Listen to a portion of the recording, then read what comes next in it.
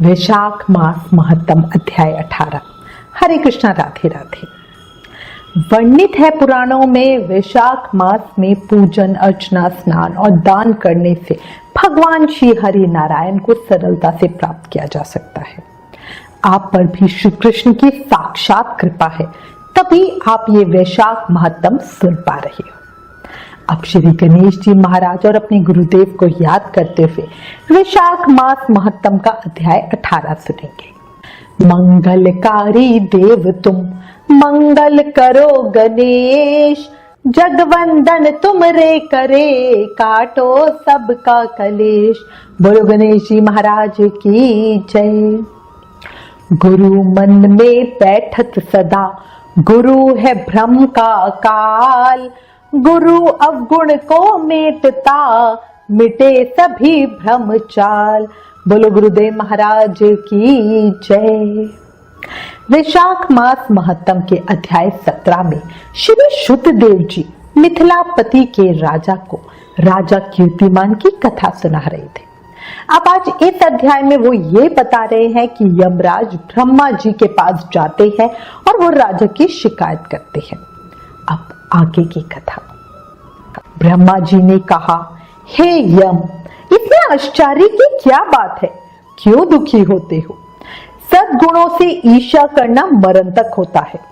भगवान गोविंद को भाव से एक बार भी प्रणाम कर लिया जाए तो वो 100 अश्वमेध यज्ञों के अभृत स्नान के समान होता है।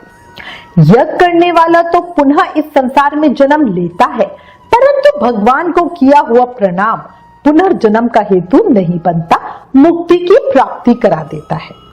जिसकी जिह्वा के अग्रभाग पर हरि ये 2 अक्षर विराजमान है, उसको कुरुक्षेत्र तीर्थ के सेवन अथवा सरस्वती नदी के जल में स्नान करने से क्या लेना है। जो मृत्यु काल में भगवान विष्णु का स्मरण करता है, वो अभक्ष्य भक्षण आदि से प्राप्त हुई पाप राशियों का परित्याग करके भगवान विष्णु के साज्यों को प्राप्त करता है, क्योंकि भगवान विष्णु को अपना स्मरण बहुत प्रिय है। हे यमराज, इसी प्रकार वैशाख मास भगवान विष्णु को प्रिय है। इस माह के महत्तम को श्रवण करने मात्र से मनुष्य सब पापों से मुक्त हो जाता है।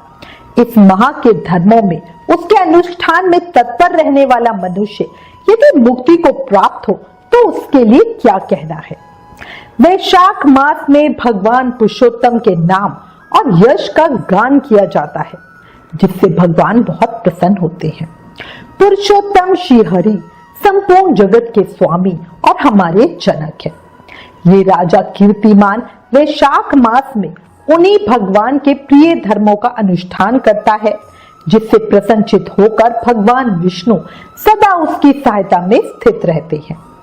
भगवान वासुदेव के भक्तों का कभी अमंगल नहीं होता। उन्हें जन्म, मृत्यु, जरा और व्याधि का भय भी नहीं होता। कार्य में नियुक्त किया हुआ पुरुष यदि अपनी पूरी शक्ति लगा के स्वामी के कार्य साधन की चेष्टा करता है तो उतने से ही वो कृतार्थ हो जाता है। यदि शक्ति के बाहर का कार्य उपस्थित हो जाए तो स्वामी को उसकी सूचना दे दे। उतना कर देने से वो दृढ़ हो जाता है और सुख का भागी होता है। जिसने उस प्रयोजन को स्वामी से निवेदित कर दिया, उसके ऊपर ना तो कोई ऋण और ना ही पातक लगता है। अपने कर्तव्य पालन के लिए पूरा यत्न कर लेने पर प्राणी का कोई अपराध नहीं रहता। ये कार्य तुम्हारे लिए असंभव है, अतः इसके विषय में तुम्हें शोक नहीं करना चाहिए। ब्रह्मा जी के ऐसे कहने पर यमराज ने दीन वाणी में कहा, तात, मैंने आपके चरणों की सेवा से सब कुछ पा लिया। तब ब्रह्मा जी ने पुनः उसे समझाते हुए कहा, धर्मराज, राजा कीर्तिमान विष्णु धर्म के पालन में तत्पर है, इसलिए चलो हम लोग भगवान विष्णु के पास चलते हैं और उन्हें सब बात बताकर पीछे उनके कहे अनुसार कार्य करेंगे। वो ही इस जगत के कर्ता, धर्म के रक्षक और नियामक है। इस प्रकार यमराज को आश्वासन देके ब्रह्मा जी उनके साथ क्षीर सागर के तट पर गए। वहां उन्होंने सच्चिदानंद स्वरूप भगवान विष्णु का स्तवन किया। ब्रह्मा जी की स्तुति से संतुष्ट होकर भगवान विष्णु वहां प्रकट हुए। यमराज और ब्रह्मा जी ने तुरंत ही उनके चरणों में मस्तक झुकाया। तब भगवान विष्णु ने मेघ के समान गंभीर वाणी में उन लोगों से कहा, तुम लोग यहाँ क्यों आए हो? ब्रह्मा जी ने कहा, प्रभु, आपके श्रेष्ठ भक्त राजा कीर्तिमान के शासन काल में सब मनुष्य वैशाख धर्म के पालन में संलग्न हो आपके अविनाशी पद को प्राप्त हो रहे हैं। इससे यमपुरी सुनी हो गई है। उनके ऐसा कहने पर भगवान विष्णु हंसते हुए बोले, मैं लक्ष्मी को त्याग दूंगा, अपने प्राण शरीर श्रीवत्स, कौस्तुभमणि, वैजंती माला, श्वेत द्वीप, बैकुंठ धाम, क्षीर सागर, शेषनाग तथा गरुण जी को भी छोड़ दूंगा, पर अपने भक्त का त्याग नहीं करूंगा, जिन्होंने मेरे लिए सब भोगों का त्याग करके अपना जीवन मुझे सौंप दिया, जो मुझ में मन लगा के मेरे स्वरूप हो गए। उन महाभक्तों को मैं कैसे त्याग सकता हूँ? राजा कीर्तिमान को इस पृथ्वी पर मैंने 10,000 वर्षों की आयु दी है, उसमें से 8,000 वर्ष बीत गए हैं। शेष आयु और बीत जाने पे उसे मेरा सायुज्य प्राप्त होगा। उसके बाद पृथ्वी पर बेन नाम का दुष्ट आत्मा राजा होगा, जो संपूर्ण वेदोक्त महाधर्मों को लोप कर देगा। उस समय वैशाख मास के धर्म भी छिन्न भिन्न हो जाएंगे। राजा बेन अपने ही पाप से भस्म हो जाएगा। बाद में पृथु होकर पुनः मैं सब धर्मों का प्रचार करूंगा। उस समय लोगों में वैशाख मास के धर्म को भी प्रसिद्ध करूंगा। सहस्त्र मनुष्यों में कोई एक ऐसा होता है जो मुझ में अपने मन प्राण अर्पित करके अपना सर्वस्व मुझे समर्पित करते और मेरा भक्त हो जाए। जो ऐसा होता है वही मेरे धर्म का प्रचार करता है। इस वैशाख मास में भी मैं वैशाख धर्म में तत्पर रहने वाले महात्मा पुरुषों तथा राजा के द्वारा समयानुसार तुम्हारे लिए भाग दिलवाऊंगा। लोक में जो कोई भी वैशाख मास का व्रत करेगा वो तुम्हें भाग देने वाले होंगे। उनके वैशाख मास में बताए हुए महाधर्म के पालन में तुम कभी विघ्न नहीं उपस्थित करना। यमराज को इस प्रकार आश्वासन देकर भगवान विष्णु अंतर्ध्यान हो गए। ब्रह्मा जी भी अपने सेवकों के साथ सत्यलोक में चले गए। उनके जाने के बाद यमराज भी अपनी पुरी को पधारे। अब हमें करना क्या होता है? वैशाख मास की पूर्णिमा को पहले धर्मराज के उद्देश्य से जल से भरा हुआ घड़ा, दही और अन्न देना चाहिए, याद रखना। उसके बाद पितरों, गुरुओं और भगवान विष्णु के उद्देश्य से शीतल जल, दही, अन्न, पान और दक्षिणा फल के साथ कांसे के पात्र में रख के ब्राह्मण को देनी चाहिए। भगवान विष्णु की दिव्य प्रतिमा वैशाख मास की महत्तम कथा सुनाने वाले ब्राह्मण को देनी चाहिए। वो धर्म वक्ता ब्राह्मण को अपने धन से पूजित करना चाहिए। राजा कीर्तिमान ने सब कुछ उसी प्रकार किया। उन्होंने पृथ्वी पर मनवांछित भोग भोग कर शेष आयु पूर्ण होने के बाद पुत्र पौत्र आदि के साथ श्री विष्णु धाम को प्रस्थान किया। फिर बेन नाम का महानीच राजा हुआ। उसने सब धर्म तथा वैशाख धर्मों को लोप कर दिया। इसके बाद सब प्राणी इन धर्मों को करना भूल गए। इसी कारण वैशाख मास धर्म बहुत प्रसिद्ध नहीं रहा। भगवान विष्णु के कोई विरले भक्त ही इन धर्मों को जानते हैं।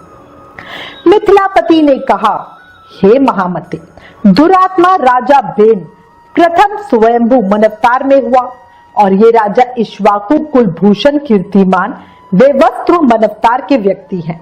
ये बात पहले मैंने आपके मुख से सुनी है, परंतु इस समय आपने और ही बात कही कि ये राजा जब बैकुंठवासी हो जाएंगे उसके बाद राजा बेन उत्पन्न होंगे। मेरे इस संशय को आप दूर कीजिए। शुद्धदेव जी ने कहा, राजन, पुराणों में जो विषमता दिखती है वो युग भेद और कल्प भेद की व्यवस्था के कारण है। किसी कल्प में ऐसा होगा कि पहले राजा कीर्तिमान और पीछे बेन हुआ, इसलिए कहीं कथा में समय की विपरीतता देखकर उसके अप्रमाणिक होने की आशंका नहीं करनी चाहिए। वैशाख मास महत्तम अध्याय 18 संपूर्ण। कल अध्याय 19 में आगे की कथा सुनेंगे।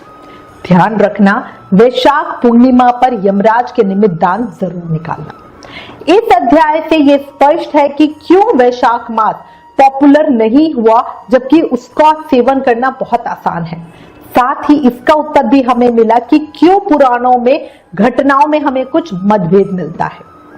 अंत में फिर कहूंगी, याद रखो, जीवन क्षणभंगुर है, अभी है और अभी नहीं। जब अगली घड़ी का भी पता नहीं कि क्या हो जाए, तो क्यों ना इस शरीर का उपयोग करके अभी कर्मों के बंधन से मुक्ति पा ली जाए, है ना। और इसका सबसे सरल रास्ता है नाम जाप करना। याद रखो, कलयुग केवल नाम आधारा। सिर्फ नाम जाप करके भक्ति, प्रेम, मुक्ति, शक्ति सब पाया जा सकता है।